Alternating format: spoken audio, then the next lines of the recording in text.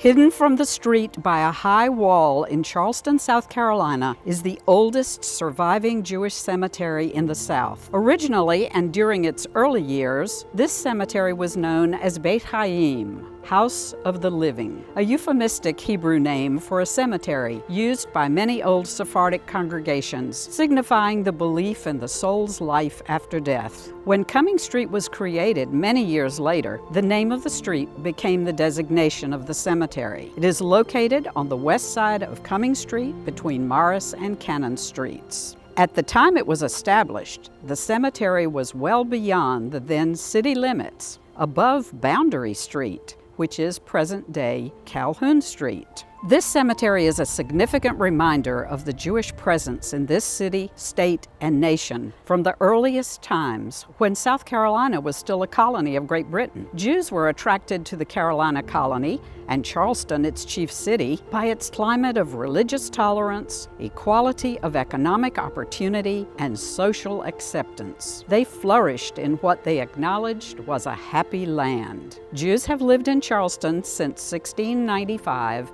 and probably before, at least 25 years after the founding of the colony. Beth Elohim established its first cemetery when, in 1764, Isaac DaCosta, a founder of the congregation and its first Hazan, conveyed his family burial ground to the congregation for 70 pounds British sterling. At that time, Beth Elohim followed the strict Sephardic ritual in its religious worship. This place of burial exists today as the historic Cumming Street Cemetery. The pre-revolutionary Jewish graveyard comprises about an acre of land and is today an island of stillness and repose amid a residential district in the center of Peninsula Charleston. Here lie the remains of many notable Jews of a community which by the early 1800s had become the largest, most cultured, and wealthiest Jewish community in America. Welcome! I'm Anita Rosenberg, and I'll be your docent this morning as we tour the beautiful Cumming Street Cemetery. The cemetery was laid out in 3 parts. This is the original Beth Elohim part of the cemetery. This is the gate where you just came in. All of these stones were from the earliest days, when the congregation put in a few reforms that the traditionalists didn't like. They bought their own spit of land next door to us and had this designated as Sherith Israel's primary graveyard. They were so displeased with Beth Elohim that they put up a 12-foot brick wall to separate their dead from us. A few years later, the David Lopez section was added to the cemetery, and we'll talk about that when we get there. This is now all one cemetery and our responsibility. We're very fortunate that in 1903, our Rabbi Barnett Elzus, came through this cemetery and recorded everything that he could read on every stone from 1762 to 1903. This book goes from 1762 to 1903. So we had a lot of catching up to do. So my colleagues and I have gone through the cemetery. We have taken that map, which was done by College of Charleston and Clemson students. We have taken this map and we have, with our historical research, numbered every single grave and put it in the book. So we have literally crawled from stone to stone and looked at every single stone in the cemetery. Those we have found, we have given them a number. So if people come searching their ancestors and they have a name, we can find them on this wonderful new map and correspond it to our book. We have also started adding everybody who was buried here after 1903. So we have pages and pages of research that goes on and on. We also have graves that we know existed and we don't know where they are. So we call those our graves not known. And we do have a list because we know there were up to 800 burials here. But now we can only read, a small fraction of that number.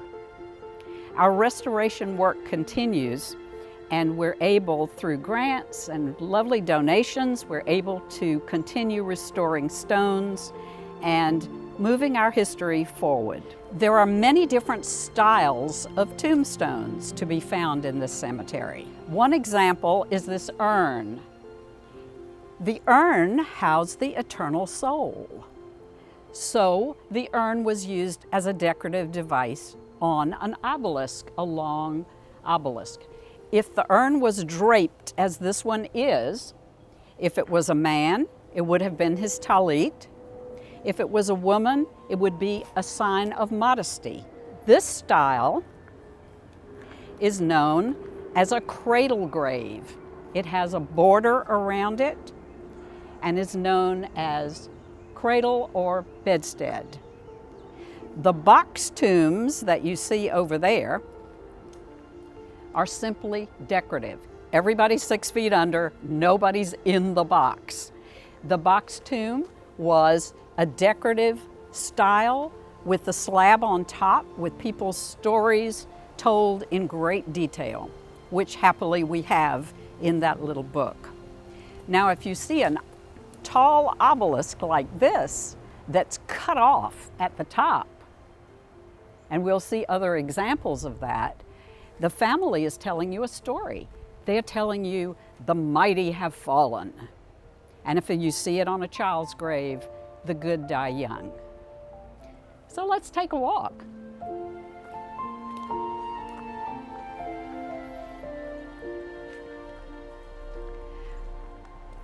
Early Charleston was blessed with wonderful, wonderful iron workers.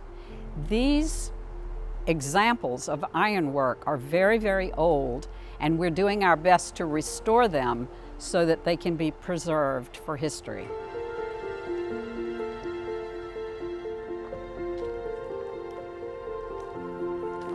As you look at the slabs on some of the gravestones, you'll find that they're signed. We had wonderful stone carvers, so they signed their work frequently. So then we can do research on those families who passed that trade along to their children.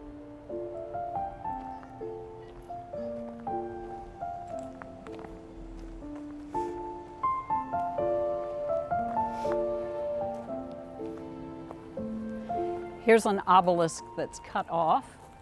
So you see the family is telling you, the mighty have fallen.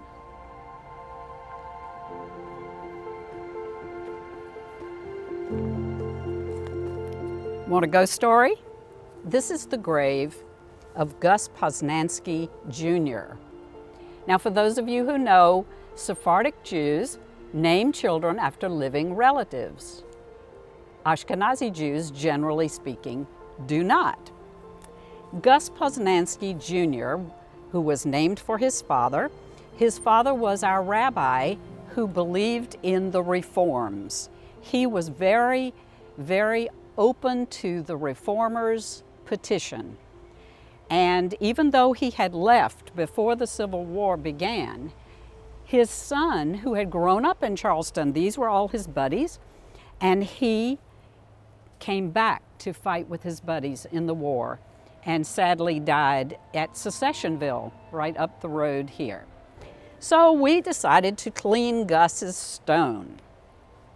Our preservation group, led by a professor at the College of Charleston and Clemson, she mixes a formula and she hoses off a stone, smears this paste on, covers it with plastic, lets it sit baking in the sun for a week, and then comes back.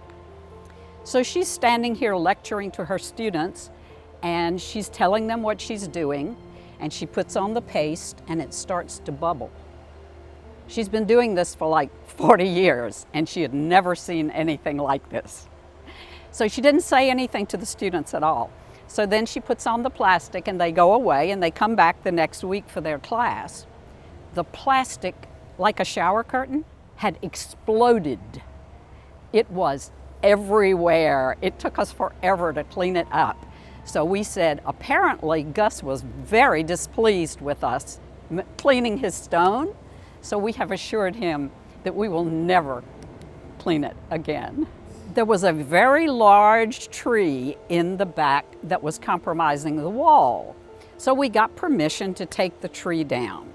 So there's a young man strapped to the top of the trunk. He's 60 feet in the air as he's taking down the branches. He says, "This is so beautiful. I want to take a picture of it."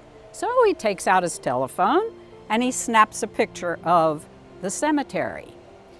He's 60 feet in the air. My phone rings. He says, "Come to the cemetery."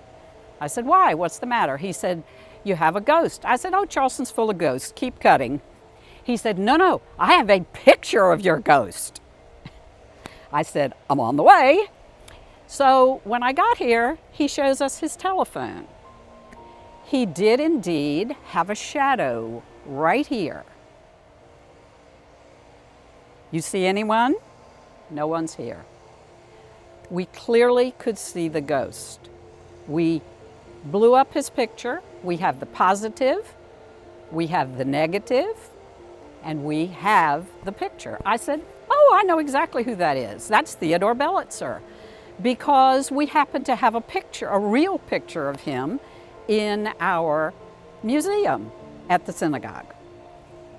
So one of my colleagues was giving this story to some visitors one day when she was doing a tour, and the woman said, "Oh, I'm so moved by this. That poor boy, he doesn't have a gravestone." So she donated the money for us to make a grave marker for him. It would be a cenotaph. Now, a cenotaph is a grave marker with no body, if we don't have the body. So here is his cenotaph. So now Theodore has his own grave marker, and we haven't seen him since. This is an example of the beautiful ironwork, David's lyre, David's harp, and the decorative work all the way around the De Leon plot. This is the gravestone of Penina Moise. Penina Moise, my great-great-great-aunt, was the first Jewish woman to be published as a poet in America. So throughout the 1800s, she wrote poetry speaking to the world. She wrote about world issues, and she also wrote all the poems that went into the very first hymnal that was created by the Reformers. Penina was blind by her mid-years and continued to teach the classics from memory.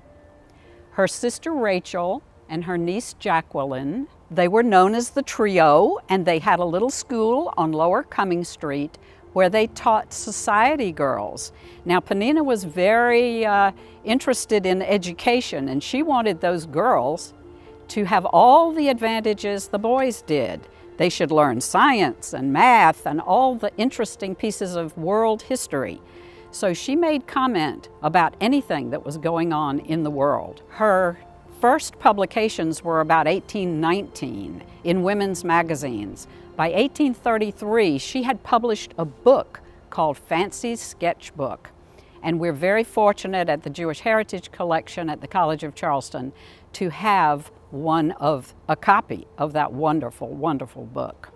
Her niece Jacqueline, we thank for writing down what Penina composed in her head at night after she became blind. A prominent physician of the day was P. Melvin Cohen. And this is a good example of the kind of restoration work that we're able to do. These cradles were completely broken. They have now been restored. His wife's tomb has been pulled up out of the ground where it had fallen and completely put back together, just like a puzzle. We find the pieces and we put them back together. And then in a heart-wrenching kind of way, we couldn't find his children, but we knew that his babies had been buried here. So if you look over here, you will see that we have found the babies' graves and restored them and put them next to their parents. So those are the original slabs, and they're on a new brick base. You will see that many of the graves have markers on them. We have gone through the cemetery and marked the soldiers, and marked the past presidents of the congregation, and marked the Masons. This is the grave of Abraham Moise II, who was the first Jewish lawyer from Charleston licensed by the state and the fourth president of the Reformed Society of Israelites and its orator, when they went to the traditionalists and asked for some leniency in the service ritual. His wife, Caroline, and Rachel Lazarus, whom you will meet later, are the reason that we can trace our family history back to Louis de Torres, who sailed with Columbus. This is an example of a tabletop tomb. This is another example. This is Abraham Moise I and his wife Sarah in the box tomb there behind Abraham II. People traveled long distances to come to visit their ancestors. Back in the horse and buggy days, it would have been a whole day's trip to come to visit Abraham. So we think probably they picnicked right on these tabletop tombs. Why do you see stones, little rocks, pebbles on graves? That means we've come to visit. Flowers blow away, flowers die. Generally speaking, Jews do not put flowers on tombstones at cemeteries. We use little rocks, little pebbles. And it goes from the very earliest days when the community traveled and people would put more stones on a grave to keep it safe. You see the Masonic symbol here? Jewish men were members of the Masons, and of the Scottish Rite Masonry, 11 men founded their society in Charleston. 4 of them were members of our congregation, and they are remembered with a plaque up front, which you will see. These box tombs in this section belong to soldiers who fought in the American Revolution. Some years ago, we began to see a lot of bricks coming loose and disintegration. So we applied to the Daughters of the American Revolution, to the DAR, for a grant to restore our Revolutionary War soldiers' graves, of which 9 are right in this section. We received the grant, and we've been able to rebuild these tombs so that they don't fall down. So through the generosity of the DAR, we restored these tombs. You will see work that they have sponsored in another section.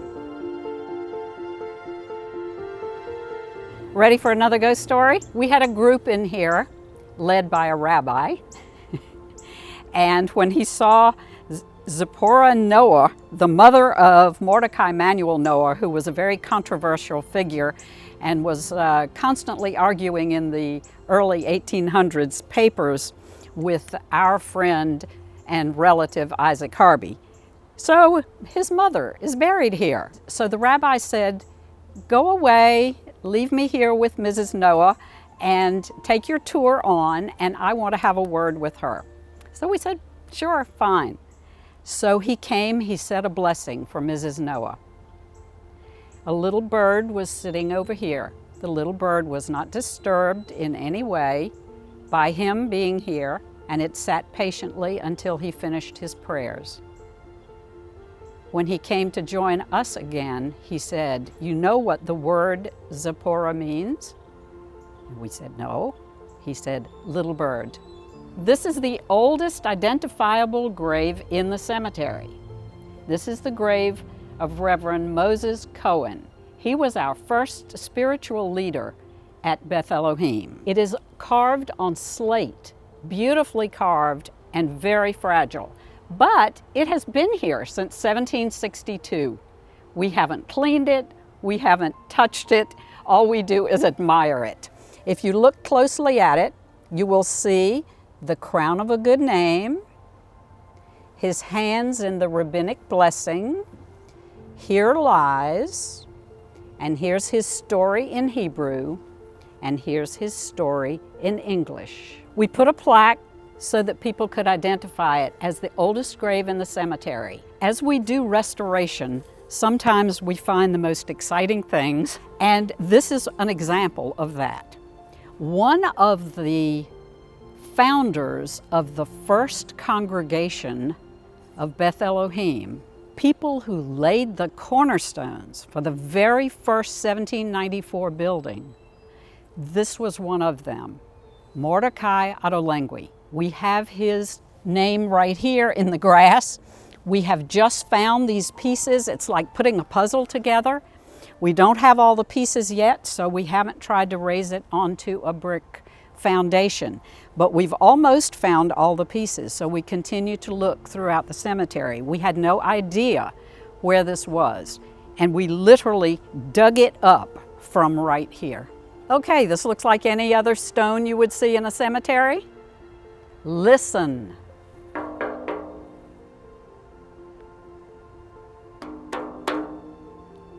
It's zinc. As far as we know, it's the only metal tombstone in the cemetery. But it tells us a lot about the family. We know that Aaron Moses was in shipping. See? There's the anchor, and up here is a dove, so we know that he had ships. We also know that he loved his wife very much because he did this beautiful stone for her, Judith, a consort of Mr. Moses. Now, a consort is a woman who dies before her husband. You will see that in any old Victorian era cemetery. A consort is a woman who dies before her husband. If the gravestone said relict, R-E-L-I-C-T, she would have been a widow. So you will see the word consort and you'll see the word relic throughout old cemeteries. Now, this has been here, uncleaned, untouched, since she died in 1883. So around here, we see that he dealt in rice and cotton. So the tombstone is telling us what he did. This is a mementory, which means inside of here, they would have placed her diary, maybe a poem about her, something lovely to remember her with. We have recently restored Dr. Columbus de Vega's stone. He was a student at the medical college. After he graduated and went into practice, he became an advocate for the patient. Very unusual for a doctor to be advocating for the patient. During the Civil War, he had a floating hospital barge out in the Charleston Harbor. The barge would treat any soldier who was wounded. The Medical University of South Carolina has done a study on Dr. de Vega, and they have found interesting papers that he wrote on patient care, and they have produced a 30-minute video on Dr. de Vega. This is the grave of David Lopez Sr., David Lopez I. David Lopez was a prominent merchant. He was very active in the city, and he was very active in acts of benevolence. So in 1801, he was instrumental in founding the Hebrew Orphan Society, and they honored him with making him the first president of the Hebrew Orphan Society. So here he lies with his wife, Priscilla. This section is the Shereth Israel section. These were the traditionalists, the more orthodox, who wanted to stay away from Beth Elohim as we began to put in reforms. So this was a 12-foot brick wall that separated their dead from us. In 1886, Charleston had a big earthquake, and the wall was badly damaged and had to be taken down except for its base. We'll walk out that way and you'll see more of the Shearith Israel section and some of the founders of that congregation. This section here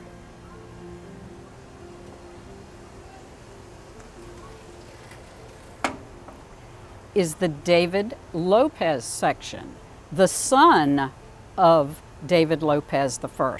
This is David Lopez II. We are hard at work restoring this section. So you'll see a lot of tools and equipment in here as we restore this section. Now, David Lopez was the builder of the 1840 synagogue on Hazel Street. He was a prominent builder in Charleston and very well thought of. And when his wife Catherine passed away, Shearith Israel, of whom he was a member, said that she could not be buried there because she had never formally converted and she had been born a Christian. She had a Jewish home. Her children all went to Beth Elohim Sunday School. She was, as far as she was concerned, she was Jewish. But they said no. So David Lopez said okay, and he bought his own little plot of land and created his own little graveyard here, which is now, of course, ironically, all a part of ours. And we look after this very carefully. Our grant writing and our sisterhood have been very generous. We are working hard to restore this section. We'll walk in now and you can see it close up. The monument in the back is Catherine Hinton Lopez, his first wife. When she had to be buried here, he thumbed his nose at Shearith Israel, and he built this magnificent monument to Catherine. So it is now under restoration. We estimate the cost of actually finishing it will be over $100,000. So doing work in the cemetery is not cheap.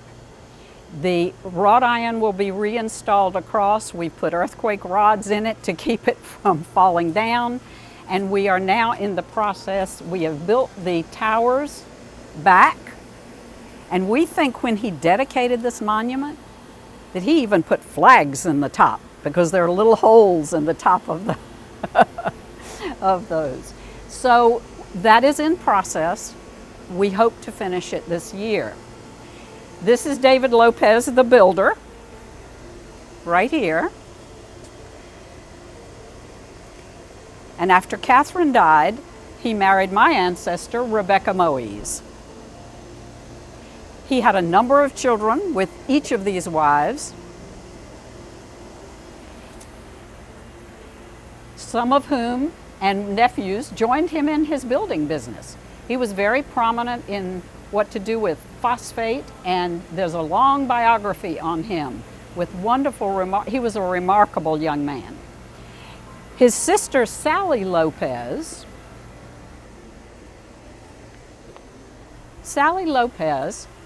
and Penina Moise started the very first religious school for Jewish children in the South, as did Rebecca Gratz in Philadelphia. They knew each other, they exchanged lesson plans, and the kids all had the same curriculum. We think Sally is the oldest, next to the oldest anyhow, woman to be buried in the cemetery. This is the grave of Caroline Moise, who married one of the Lopez boys. If you're familiar with the Jewish Heritage Collection at the College of Charleston and Dr. Dale Rosengarten, her book, A Portion of the People, which details the history of the Jews of South Carolina, features Caro on the cover.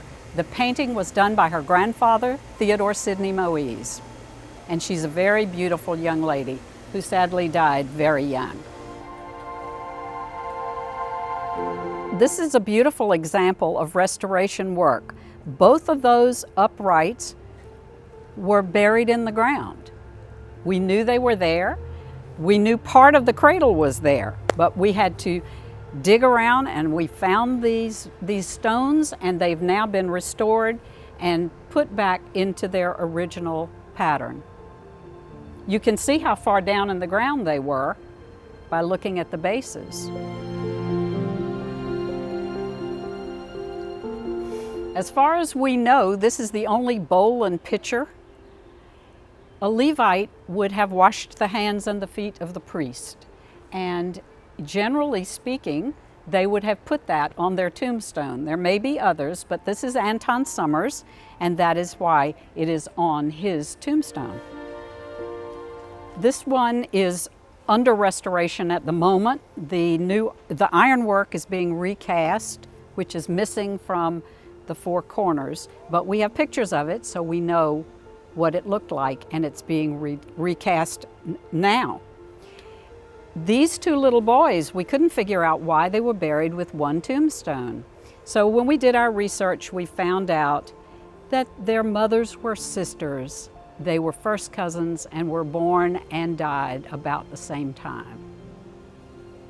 Yellow fever was rampant in the early days, and many children died in those early days of yellow fever. This is Thomas Jefferson Tobias.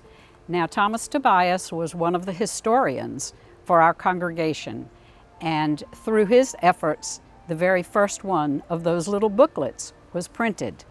In the 1960s, he had a rededication of the cemetery. We will read that rededication plaque. In 1960, when the cemetery was rededicated, a plaque was erected that said, "Those who walk here may read on pages of stone an honored history of many who gave devotion to their faith and country."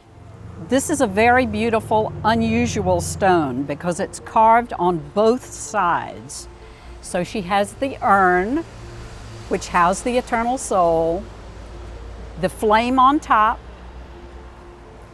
it's draped, and it goes all the way around to this side with a poem to her memory. This was carved in 1884, and it's Rebecca Cohen Moise. These little Moise boys and girls died of yellow fever, and we have found all but most of the parts and put those stones back into the position that they were in initially. This is Benjamin Franklin Moise. People were named for people they admired, and Benjamin Franklin Moise is a Charleston ghost. He still lives in his house on Rutledge Avenue and is heard frequently playing cards with his friends in the parlor. Here's another Thomas Jefferson, little Jeffy, and Thomas Jefferson Moise. We've mentioned the Reformed Society of Israelites, and the first president was Aaron Phillips, and he is buried in this box tomb here. And if you notice on the bottom stone, it is signed by the stone carver. This is the grave of Marks Lazarus, my great-great-great-grandfather, whose name puts me in the DAR. He was a Revolutionary War soldier, so he had a long, industrious career, and his wife, Rachel Lazarus, she was Rachel de Torres Benjamin Lazarus, through whom we trace ourselves back to Columbus.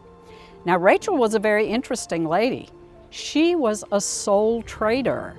A sole trader is a woman who was licensed by the state to do business without her husband. She handled the family's business affairs. She built buildings on King Street. She had what we would call a dry goods store. She was really a remarkable businesswoman because Marks turned over all the business of the family to her. She also had 17 children. This is the grave of Marks E. Cohen, Jr. He was the grandson of Isaac Harvey. He died at Bentonville, North Carolina. This obelisk tells the story of his battle. He volunteered for duty to save his comrades in a desperate situation, and was successful in the operation, but was picked off by the enemy fire as he returned to camp. So you have the flag of the Confederacy cross-staffed with the flag of South Carolina, and the cannon facing down and plugged means he died in battle. This grave is Reverend Hartwig Cohen, one of our early rabbis. Now he is the great-grandfather of Bernard Baruch. You will see the rabbinic blessing, the hands, his story in English, then his story in Hebrew. We've restored it the best we could. It had been very badly damaged by time and the elements. These young men worked very hard for their place in this country. This is Michael Lazarus, who opened the Savannah River to steam navigation, the son of Marks and Rachel Lazarus. This beautiful obelisk belongs to Joshua Lazarus, also a grandson of the first Michael Lazarus. He was an industrialist, he was a banker, he was a soldier. He worked very hard for his place in Charleston. And he created the first gas light company. So he lit up Charleston. These are our 4 members who were among the founders of the Scottish Rite Masonry. This is the grave of Saul Breitbart. He was our teacher, the one who taught us everything we know about this cemetery. This is a very unusual gravestone. It is called rustication. It was the style at the time. This is Laura and Philip Weinman. Laura was our choir director and organist, and Philip Weinman, a past president.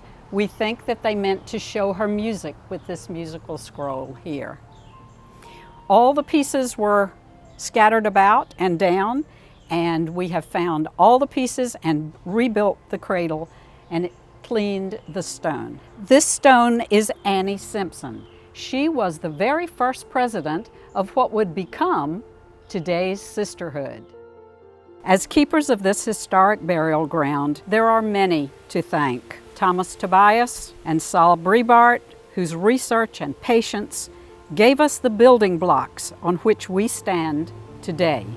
Co-chairs of the Cumming Street Cemetery Restoration Committee are Randy Sarens, Mary Radin, and Anita Rosenberg. Thanks to Mendel and Lauren Ziff for making this video possible.